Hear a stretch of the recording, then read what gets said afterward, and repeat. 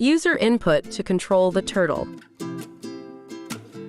In this lesson, we'll learn how to take user input to control the turtle. First, let's set up the turtle environment by importing the necessary modules and initializing the turtle. Use the input function to get commands from the user. We'll define a function get_user_ command that will continuously ask for user input and execute corresponding turtle commands.